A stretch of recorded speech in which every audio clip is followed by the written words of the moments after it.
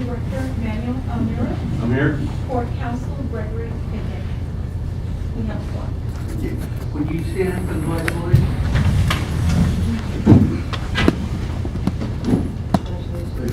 To the flag of the United States of America, and to the republic for which it stands, one nation, under God, indivisible, with liberty and justice for all.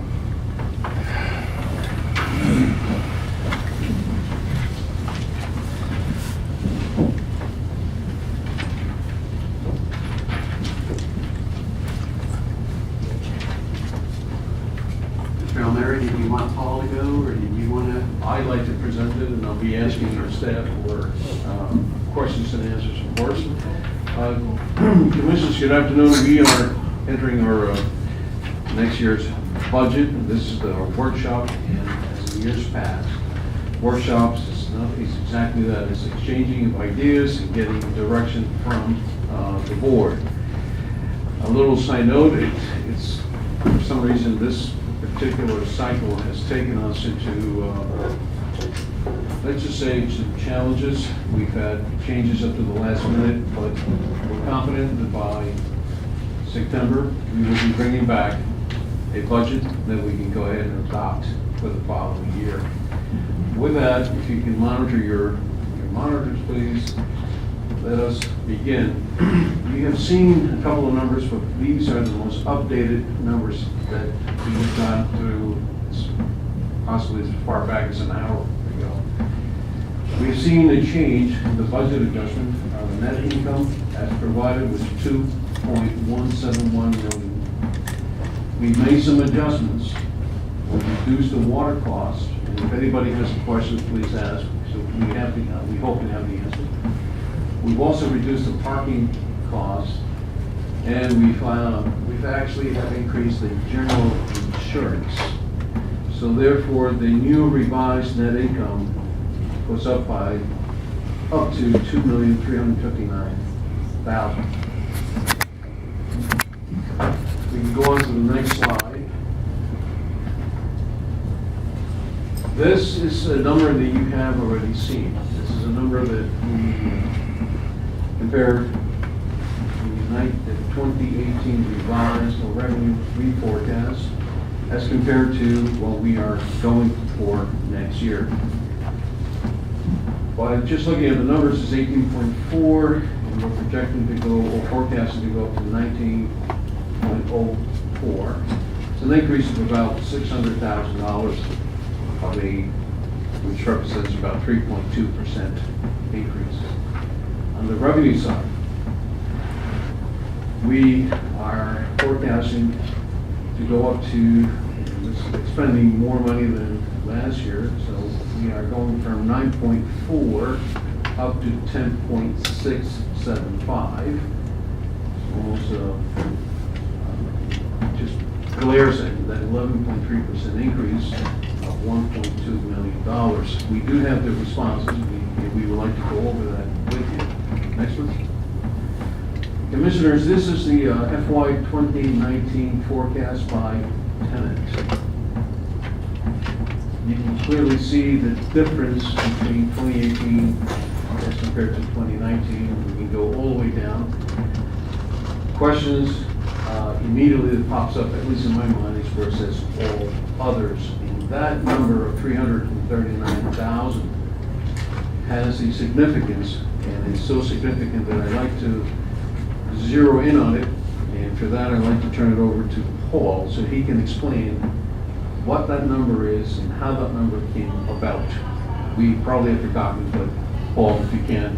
In the first 3 months of 2018, fiscal 2018, the celebration was not here. We charged them $105,000 per month to cover some of our expenses, which was $315,000 that was booked into other revenue in 18. Obviously in 19 it's not going to be there. So in essence, if that $315,000 was taken out of the equation, we would have about a $900,000 increase in revenue. So that's 315 minus 340, the other was essentially incidental. Mr. Do you want us to ask as we go, or do you want to hit it and then we come back to it? I'd like to hit it and then we can get back to it. I mean, if that's okay with the board. All right, That's good. next. Commissioner's salary in 2018, our total is 3.59. We are projecting a 5% increase in salary to 3.7. And it's not only the 5% that gets the largest number here, but also keep in mind that FICA, FRS also play into this, and therefore the total increase between 2018 versus 2019 is $191,000. That's at 5%. Here- Mr. Mayor, just 1 second.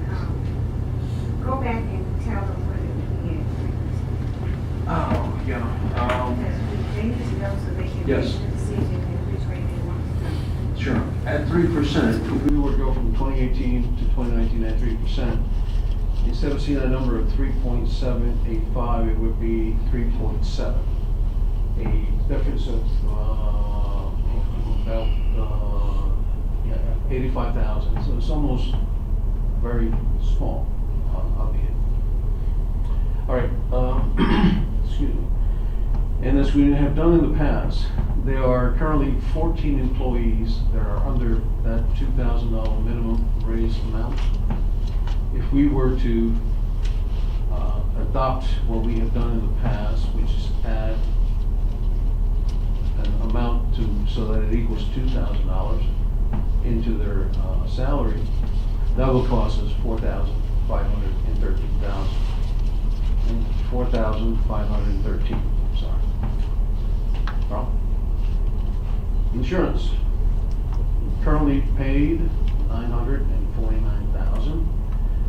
With the outstanding job of Cliff, we are now going up to only 6% in a health premium increase.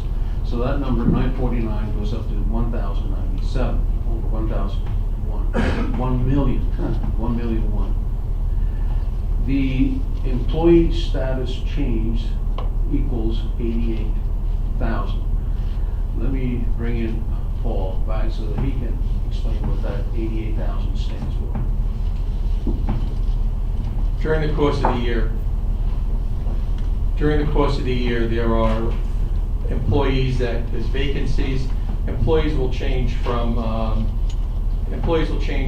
employee only to employee and spouse, from employee and spouse to employee and spouse and children. So there's a constant mix change. Obviously, the more people insured in the household, the more costly the insurance is. So based upon what we expended in 18 versus what's going to be expended in 19 and the changes, there's about $88,000 worth of incremental expense that will happen. That $88,000 would have happened regardless of what insurance company we picked. It's just the fact that there are more people insuring families, and there's vacancies in 18 that didn't occur, and 19 includes a full complement for the full year. So, If we wait till you're done and start asking questions, I'm gonna get all screwed up. Okay, So, fine. so let's not do that. So you've built in a 5% increase plus, the health, which is going up to over $1 million, is that what you've done? yeah, if you recall, Commissioner, we had budgeted over 12% for the health insurance. It came in at 6. Therefore, having that reduction and having the phenomenal year that we've been having for the last 3 years, this is a number that I came up with the assistance of our chair. And we put a placeholder at 5%. Well, my only problem is that I see like 17 and 18, but I'm looking at 19 projections, and I don't see anything that's jumping out at me saying, you know, we're gonna make all this money next year. So now we're giving 5%, we're giving over $1 million in health, so, I mean, I'm just saying, it's, All right, do you find that? Mr. Mayor, exactly, vacancies. What's the difference in rooms when we talk about health insurance? Is $30,000 a 4 year one, it's not amazing. What is the exact difference if we look at last year, if we do? For insurance? Insurance, I mean. Just what you see up there. Humana. So the difference would be what, 148,000 is the difference in last year insurance and this year? Correct, Okay, and that's because of everything that's normally going on. correct.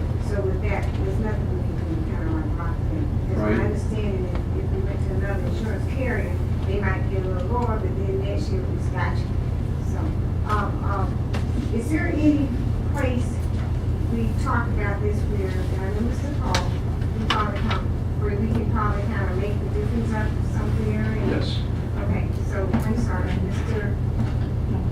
Catherine, and Yeah, I talked to Cliff yesterday, and I did have a question about whether or not we've considered opt-out option as a way of saving money.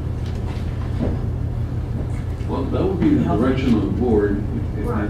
that's what they want. We're basically doing exactly what we did last year. Right. And that's what we're having this workshop, to get ideas and direction as to which way would you like us to well, go.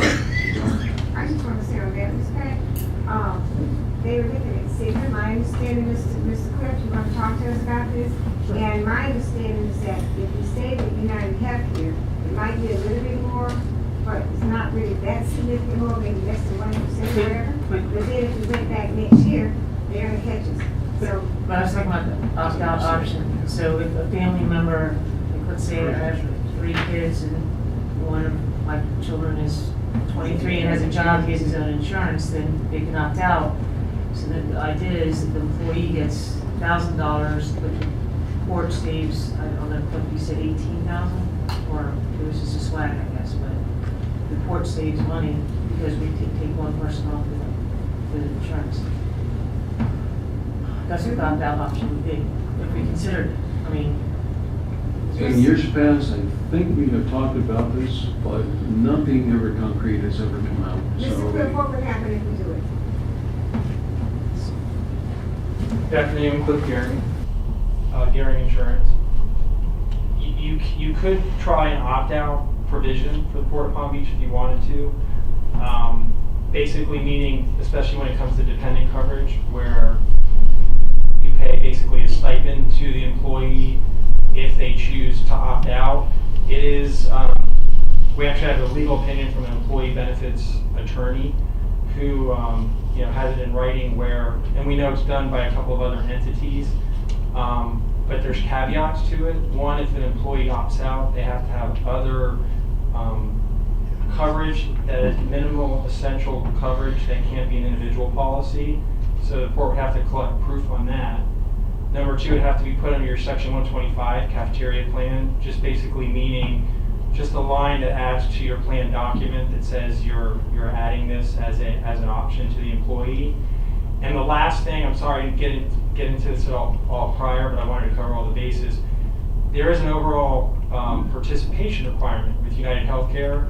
Overall, not even including valid waivers, or at least 50% of your group has to be enrolled. 50% of the overall employees, which probably shouldn't be a problem even if you did the opt-out, because you wouldn't have that many opting out because of how strong your employer contribution is. So it's something that can be done. The IRS, according to this, says you can do it. It's just you have to you have to be careful how you do it and meeting the criteria. So what would you anticipate the savings per opt-out person be approximately, if you have a guess? It does depend. It's the question that comes into it is, well, to answer your question, it depends on the tier. If it's family coverage, if the dependents opt out for family coverage versus employee child versus employee spouse, it's varying amounts. And depending on the stipend you decide to give to the employee, it's gonna vary based on that amount. But because of where your employer contribution's at, if some employees did opt out, there would be some savings there. Like, would $1, more than $1? I mean, what's the- Oh, I'm sorry. Can't tell. Yeah, for instance, on the family coverage, it would be the amount of the employer forced contribution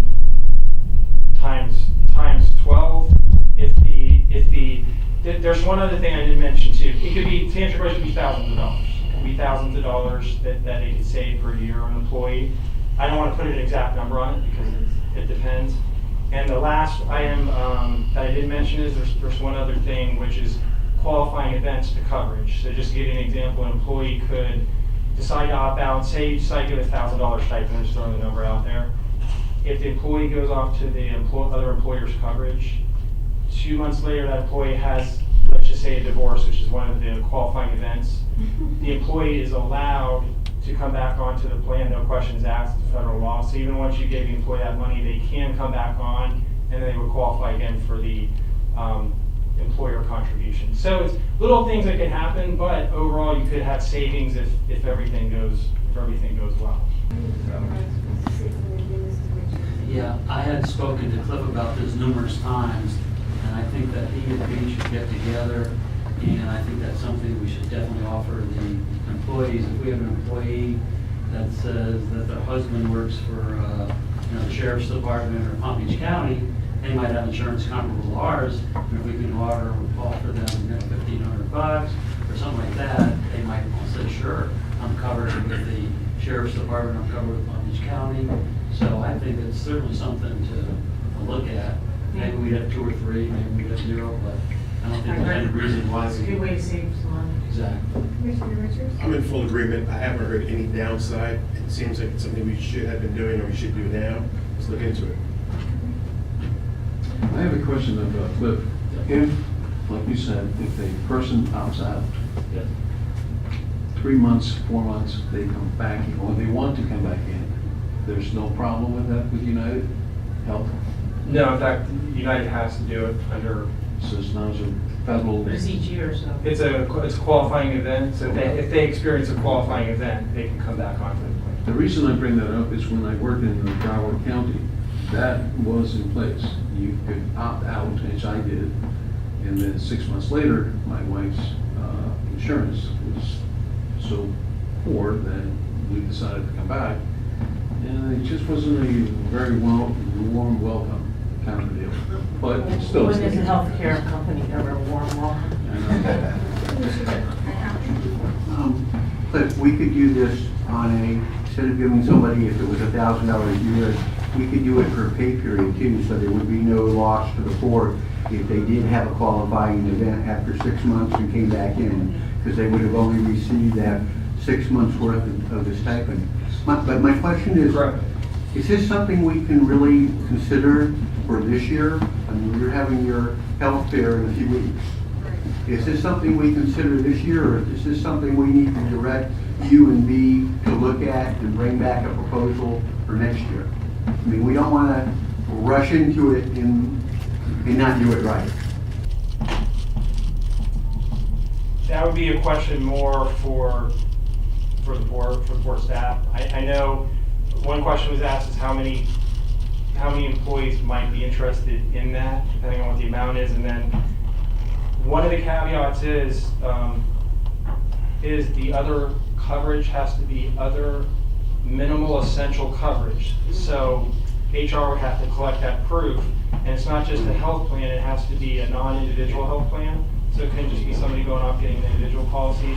It would have to actually be through the spouse's employer. And that employer's plan, we would have to get the documentation on that employer's plan, which is easy enough to do, and then verify that it meets minimum essential coverage. Otherwise, there's other ramifications to that if you don't. And before we were to adopt the program, we're really going to have to educate our employees as to what it means and what their options are. This isn't the kind of thing you can explain, do you want it or don't you want it? Mr. Lozinski? What I'd like to point out is, under our current plan, people can change their status anytime during the year. So if I'm married and I have children and my wife's policy gets a job that's better, I could change right then and there. So I think, and I'm asking Cliff, if we approve this, go into this study, determine that we want to do an opt-out program, we could implement it at any time during the year with the current policy we have by just having people move from married with family to single. The opt-out provision would make more sense to do it at renewal time as opposed to in the middle of the year. It'd make more sense, but because of the fact that you have to put it under your section 125 plan, which is your pre-tax benefit, so after getting the legal opinion, that's how you would want to do it. So renewal time would be the time to do it. Either this renewal or next renewal. And there is a little employee education, to Peyton's point, to let them know it's totally an option. It's not something that they have to do. And then the employee would have to go look at their other employer's benefits through their spouse, probably need some help determining some would and some wouldn't, whether it's minimum essential coverage. And then based on that and the logistics of that, and then changing your plan document, whether you want to do that this year or consider it with more preparation next year to do it. But Well, it's not impossible either way. right, when we have the health fair, I mean, obviously, you know, he's gonna sit down, there's 150 employees, so she'll basically explain it to them. And if they have any interest at all in doing that, they, oh yeah, my husband works for the sheriff's department, they would have to come back, show us what they're covered. We're not gonna say, okay, you're out, you know? So they're gonna come back with the documents from their spouse or whatever, and then we'll check it out, and then if it all adds up, then we could do it. But we're not just gonna take their word for it, no offense, but, you know, so I think it would work. And I think we could do it this year. We Yeah, don't have, we absolutely. only have, as you pointed out, with the employees. I guess, my question is, what Mr. Paul just said a second ago, he was saying we already, at any time that someone can just come and say, hey, I kicked my husband out, he's not on my policy anymore, or my wife, or whatever it is, whatever the situation is. And then if that be the case, the court then would automatically, am I correct, save money by that person not being on the policy? If you separate or divorce, whatever, am I correct? If the employee leaves, if the Let's say if I have my husband and myself, Yeah. and hey, we split up, so now it's just me. So that's, wouldn't the court automatically save money just by that? if the husband came off of the court's plan. Right. Yes. So my question is, we already have something similar to that in place. What would be the difference? Do you understand what I'm saying? Then we opted to do this. Then if he just leaves, then so the court is paying less money now because it's just one gene now instead of two genes, instead of me going into the opt-out stuff. What's the difference? The stipend offer the The employees stipend to offer me, The employees Right. would get the money, but 1,000. employees would get the money. Now, the question comes in Oh, hand. what would the court say? Right, and the question comes in hand on that point. In the legal opinion, it says to do exactly what Peyton recommended if you did it. Don't give a lump sum, do it over a pay period. If you do that, is that enough of an incentive if the employee looks at your contribution, looks at the great plan you have, which you do have to your credit, is it enough of an incentive for them to take that per paycheck to go on their plan? I'm not sure how much participation you have in that, but if you even had 2 or 3 people do it, there would be some savings there if they stayed with it over the year and didn't come back to qualifying event. So, So I guess my thing is, because there's so many pieces, I think that I would think that maybe we need to take a good look at it. Real quick, I don't know if we need to beat up Right. all this here. If we generally want to do it, let's ask staff to please make it happen if possible. We don't have to work everything out here today. Let's move on. At the health fair, that's perfect. You sit down and say you have a husband that works for. Is it our general desire to do this? Yes. I think I'm hearing yes, Madam Chair. Yes, I have no problem with it. I would just like for us to take a little bit more time to have the staff to go over it, you know, not just rush into it overnight. I mean, I know we have to make a decision today. Well, at the next meeting, we will hear. Yes. Except our health plan, the changes go into effect on October 1st. October 1st. So that doesn't get, and when is the health fair? The health fair is next week on, I'm sorry, 2 weeks from today. So that's 28, so we, could be tight, but it could be done. Let's give it a shot. It's not 2 weeks from now. It is, trust me. It's the biggest Thursday. You're right. That's the 30th. That's the 30th. Right, I believe it's the 2 weeks is the 30th. Secretary, What are we talking about nowadays? The 2 weeks from today is the 30th. It's the third day right before, third day before Labor Day. August 30th. August 30th. Can I just add one more thing real quick? Yes. If you put the math to it, a family plan at about, at $1,097,000, it's about 21,000, 22,000 per month. Okay? That's for a family. Now, for a family member here at Port, that's how much we pay as a port. Question is gonna be among us, is how much of a stipend are you willing to put up and how much are you gonna be saving? I was up to that next, that would have to be decided upon. Yep. So we can work on it and we'll come back to you during the, Okay, the. that'd be great. All right. Okay, so you come back to us at the next meeting. I'm sorry? You will come back to us before the next meeting. Yes, during the workshop, what is it called here? The festival. Sorry, that's the fair. Workshops, meeting. So you'll get back with us. So we would ultimately have to Actually, what make we a like to decision do- on how much money. What we like to do is, as we start finding all these numbers, we'll distribute and then everybody will have an Thank you. Thank you very much. some. Mr. Not a process. And commissioners, of course, we baked in or we put down $150,000 for legal fees, but this amount does not include possible litigation associated with Burr 17. So here is where, again, we need direction. Obviously, we're gonna have to put in a lot more, but we want to get an idea of what the pleasure is of the board. Now, is there anything else in there? Yeah. Here's the, you had asked, Madam Chair, where can we get the money, and Commissioner Richards has hit me over the head yesterday over, how can it be this small and yet expenses going up? Small increase in revenue, but expenses are still up. Right. All right. The total expense increase of $1,200,000 breaks out, as you see, cruise related is $625,000. We'll get into that in a second. Employee expense, here again, it's at 5%. Insurance went up by $160,000.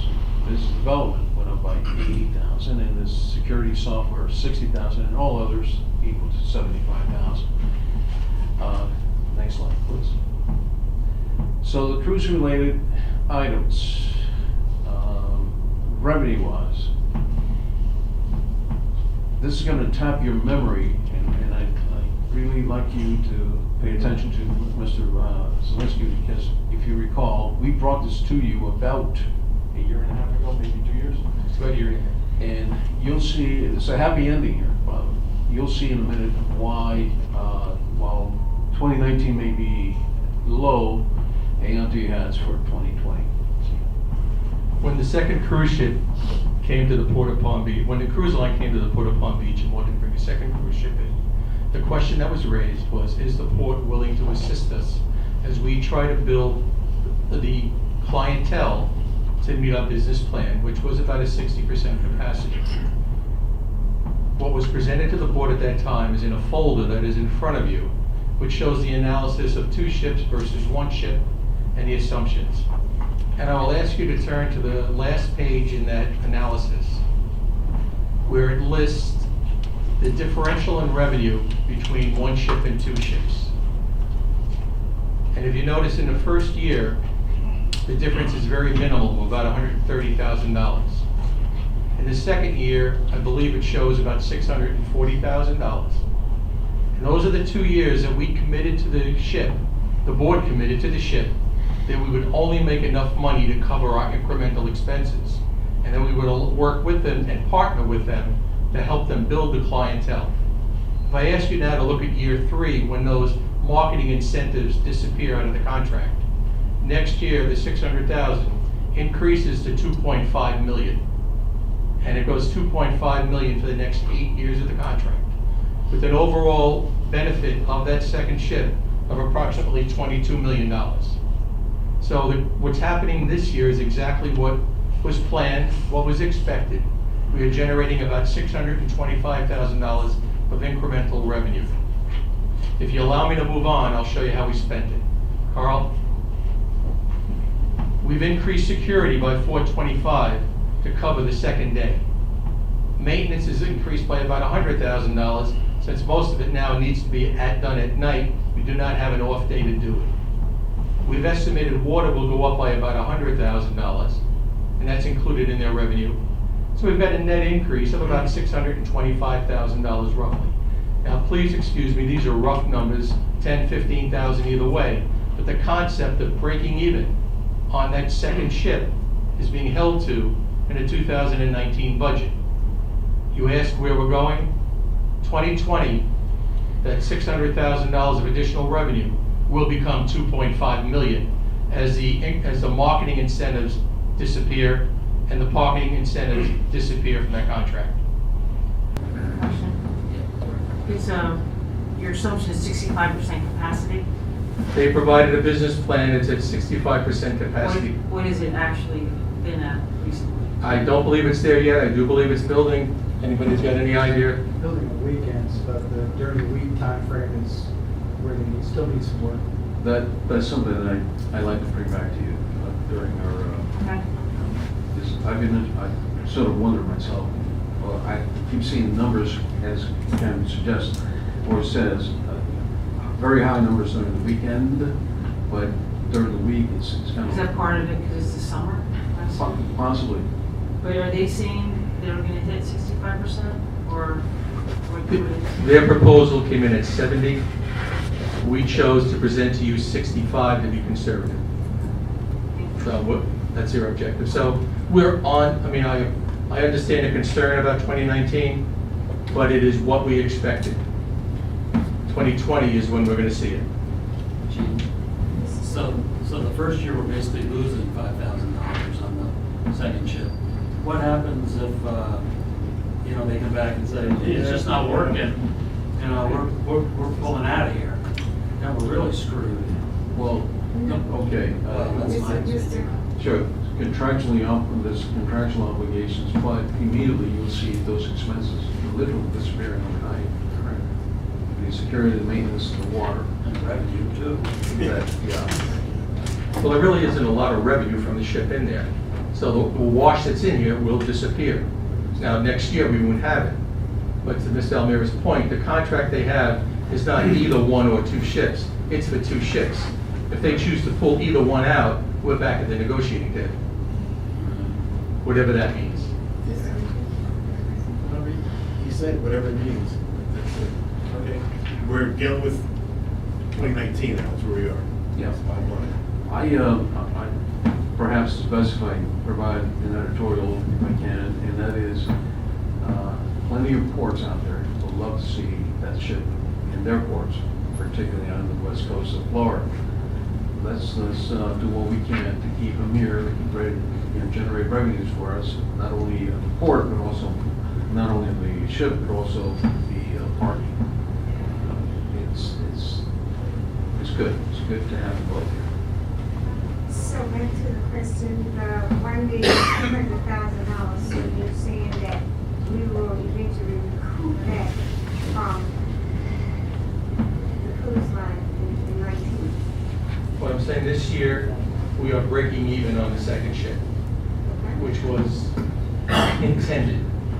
Next year, we will make $2 million So, from the cruise ship. If their business plan is met, that's what intentions are. and that is where we will make the difference of the $1,200,000 that you had the salaries and insurances. So, we'll watch our hope we have a profit from that of $800,000, give or take. Am I correct? Am I? In this Well, year, give or take. I'm just wanting to know where we were going to get the funds for, whoever, the $1,200,000. So you were trying to tell us where the money would come from. There's Okay. the potential. Okay. Okay, thank you. Any other questions, Commissioner? Yes, You want us to go back and the slides? Can you go? well, no, I'm looking at the whole budget, so. That, orphanage and dockage going down 2.4 million. Why is that? Going down? $240,000. Yes. Orphanage, fiscal year 19 versus the 18 revised, so 63,000 different. And then dockage 183,000. Go ahead, please. If you don't mind, may I have the chair? Commissioner, part of the reason is that the FY19 is against the revised FY18. Original budget for Florida Sugar and Molasses, both molasses and sugar, was higher. And that came directly from them. Mike Zally gave us what he felt they would bring in, and they just haven't hit those numbers this year. So when we did the reforecast, we took that into consideration, looking back over the prior months in this fiscal year when we did our reforecast. So you reforecast, you lowered.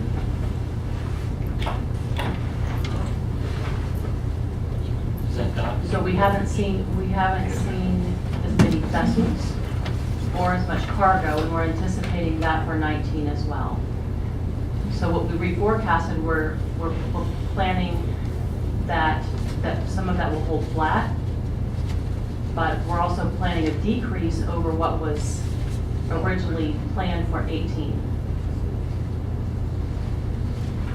So going forward, And I'm sorry, one more thing. We have a similar situation with T. Parker Host. We have a decrease of almost $200,000 with them because of the 7-star vessels, the yacht vessels. They're really low right now. They haven't brought as many in, and we have a meeting coming up with them soon. so Mike Zally gave me numbers, forecasting going forward that are lower than your reforecast 18. Hence the, is that correct? I'm sorry, can you say that again? Did Mike Zally give you projected numbers for 19 that are lower than 18 reforecast? That were 18 lower actual. than 18 actual, yes, sir. And what percentage, is that half of this, is this mostly it? In terms of, well, I can tell you that the decrease from Florida Sugar and Molasses is 268,000, and the 7-star vessels is 178,000. That's it right there. That number, it jumps out at you. Okay, thank you. Does the 7-star have a minimum guarantee? They do not, and they don't have an agreement with us, in fact. The tariff? Correct. That's, if I may, I want to jump into that. That has been an ongoing difficulty with 7-star. They are of the opinion that they have a birthing guarantee here. There was a letter sent out by a former employee, an engineer, when he was acting, and we still don't know where that the letter came from, but nevertheless, we keep going back to them saying, we can give you a birthing guarantee if we get into a long-term contract, if you guarantee. No, we have a birthing contract. So what we're hoping to do is 117 is completed, and then we can start shipping smaller vessels. Then we'll go at it again and see if we can accomplish this longer-term contract. That's tough. The board never approved any contract for 7-star. And that's what we keep going back and no, you do not. We don't have anything in Well, they got a writing letter from them. They got a letter that says they got something. That's kind of irrelevant to me. Well, and Greg, that's right. Yeah. Greg They don't rescinded. acknowledge Greg's received. Rescinded the letter. He notified them that this letter had still has no validity, let's call it that. And they are stubborn. And you, Commissioner Richards and I have been in the car one day, and we had not he and I, but we had an argument with 7-star demanding to come in and kicking out, I forgot what it was at the time. Monarch vessel. Monarch, right. So, literally, I know that Ken was getting it left and right, and that ship, that Summerstar ship had to go down for Everglades. And once again, we look at them and say, you don't have an agreement with us. Why are you, no, we do, we have this line. You're not too happy with me. Well, just blame it on us. I mean, you know, the revenue is $53,000 for 2019. I mean, doesn't cut it. All right, so from our end, that's our presentation. Obviously, we've had some, Two things. If you go back to your first slide, what is the $20,000 reduced parking cost? I was working, though there are 4 positions that we retain from Palm Beach Parking that we pay an hourly rate for to assist us in traffic control. During a negotiation with them, we were able to get, we used to have 2 positions on the west side of US 1 every day. We now have 2 positions on the west side of US 1 4 times a week. They're covering it with their person 3 times a week. That negotiation is about a $20,000 savings to the port. Thank you. And earlier, Mr. Almira mentioned our legal fees. We expect to be much higher next year. I think we need to include those in the budget just to make the point that we will have adequate legal representation to meet any challenge. I might want to ask Mr. McNeil if he might have a number in mind.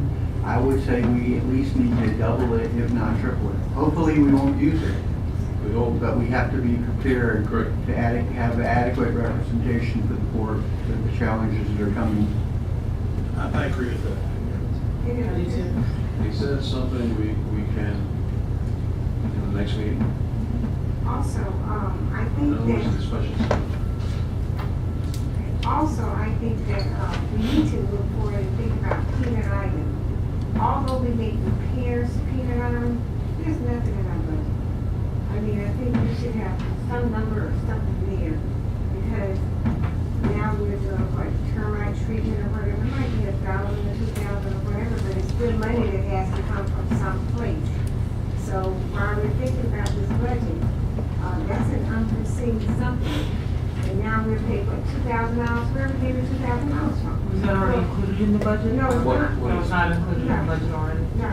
So, and we're gonna pay, what, $2,000 for extermination or something over there? No. Or whatever it is, whatever it is. No, what I'm saying is, it's coming up, it's being discussed in our last agenda. Right, it's on there, but the Right. thing is, Once, we need to. once we discuss that, then we'll have a Right. number, and then we'll plug Plug it it in into the our budget, because- our budget. Now, Ms. Karen Marcus is also gonna be here today, and she has, she wants to recap and provide a summary of what's happened. So, again, perhaps it's best just to wait until the last agenda item, and we'll get a clearer picture, so which will be on. And so, Mr. Yeah, I think on the salary increase, I had just assumed that it was gonna be a 3%. Maybe it's my foolishness that didn't find this 5% number anywhere, but I am unfortunately, you know, 2019 doesn't look anywhere like 18 or 17 to me. So, you know, I love the employees, but after paying the increased health, I don't see how it'd be prudent to also give a 5%. I think 3 is generous. I don't know what the county's doing, but most of the municipalities or school board, et cetera, 3 or lower. So that's just my feeling.